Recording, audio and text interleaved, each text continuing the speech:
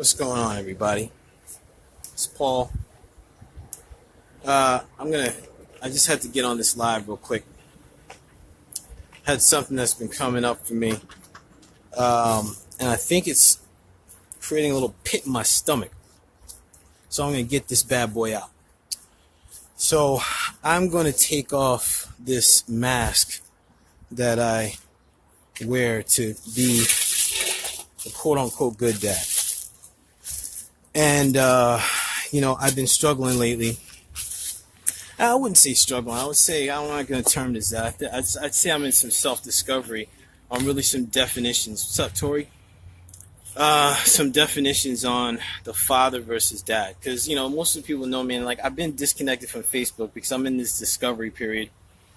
And I really wanted to just kind of do, I guess, some could say isolate, or some could say, I don't know, whatever. Sometimes people will just go away somewhere, and I talked in a video the other day about sometimes guys need to disconnect and just figure things out.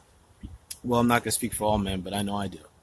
So what was coming up is I have two boys, and most don't know I have another kid coming on the way, a baby girl. And I'm in this space where there's a lot of guilt and shame because I don't have that quote-unquote traditional dad-father experience with all my kids. And, where I started to dive deep, and I was journaling on where that even comes from. And a lot of it is this guilt from when I even first separated in my marriage. And, I remember saying to myself when my parents were divorced, and I remember saying to myself, I never wanted to do the things, or I never wanted to put my kid through a divorce. I created this ripple, this unconscious ripple through my life. And one of the struggles in that decision to separate and then get divorced was wow, I want to be here for my kid. And that was a big thing for me. I went through a tough piece, especially the first couple of years of being separated and divorced. It was there was a lot of anger there. There's a lot of things that were coming up. And, I started to question, especially with my next kid coming, there's a possibility I may not have a relationship with that kid. I may not have a relationship with her. I don't know what that's like. That's not what I'm envisioning, but that is a possibility. And part of what comes to me is I'm living in the past, and that's generating these feelings, these emotions, which are keeping me from really being in the present and doing the best that I can for my kids. And especially as I'm figuring things out as far as my profession, and there's times that I struggle to provide. That in itself bucks the trend of what is a father and a dad, especially in the traditional sense and terms. So I'm going to tell a story. It's really not a story, but it's a vision that I had when I went into a shaman journey. Because really, when I come to isolate, a lot of times I don't know where to go for answers. And the one person that I can always go to is my mom. So, when I went in the journey, I set the intention to speak to my mother, and to ask her, what do I do here? Because I feel like I'm failing.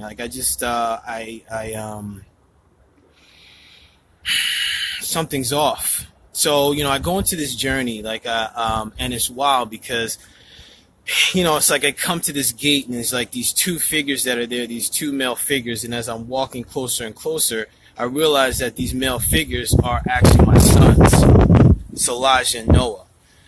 And I was like, oh, shoot, man. So it's strapping, handsome men, beautiful, just in this endearing look. And they're guiding me along this path. And the path is this guard. Excuse me. Wow. Damn, I guess I really did need to get this up because that pit is leaving me. Yes. So they're guiding me along this path. It's this garden. And off in the distance, I see three silhouettes. And it's two people kneeling, and then a girl with a ponytail. And they're playing in these flowers. So I'm walking up, and I'm like, holy cow, this is crazy. And I see one of them is my mom, and the other one is, and I'm, after the journey, that figure was my daughter.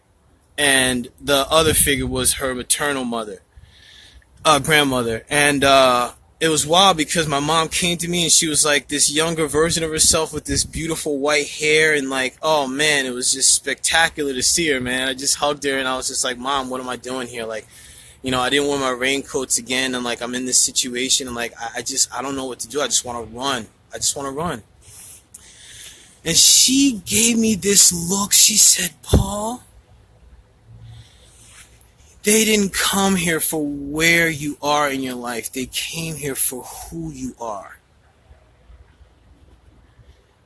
And I said, what? She said, they know who you are. They came here for this situation. They came here for these lines so they could have their experience. She said, there's no mother, father, daddy, mommy. There's co-creators.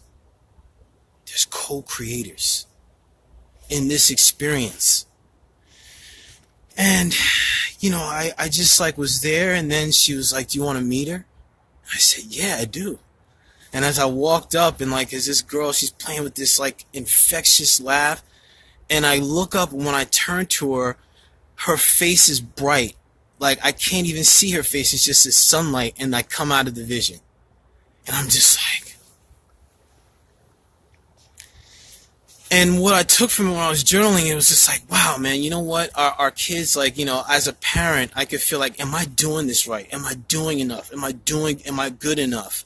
You know, am I affecting what's going to happen to my kid? Like, what kind of effect is this going to have? I can't speak for all parents. I can speak for the stuff that's going on in my head.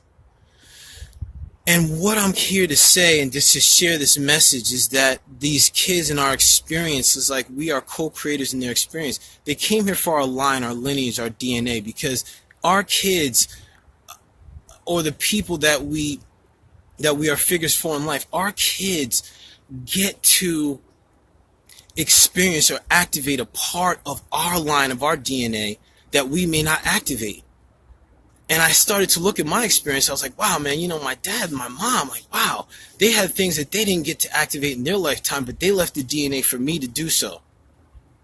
So I'm extending to parents, and like for single dads, man, it's tough. Like, we don't get, like, I don't know, I just have a lot of, like, when the divorce happened and stuff, I had a lot of anger and just, like, guilt, because, like, I didn't want to put my kids through this thing, and I had this guilt that I'm affecting them. And there's going to be a point in time where I know I'm going to have those conversations around what's happened in life with each of my kids.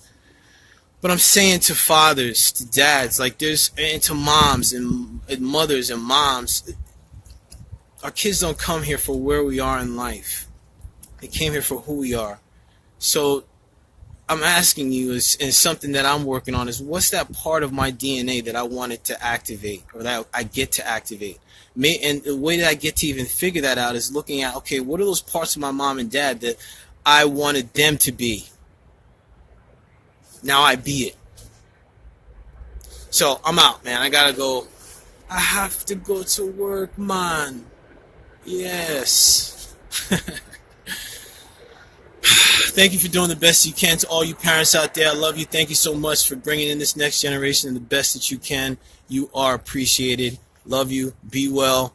Enjoy the day. And if I don't get to talk to you before Thanksgiving, enjoy your time. Happy holidays.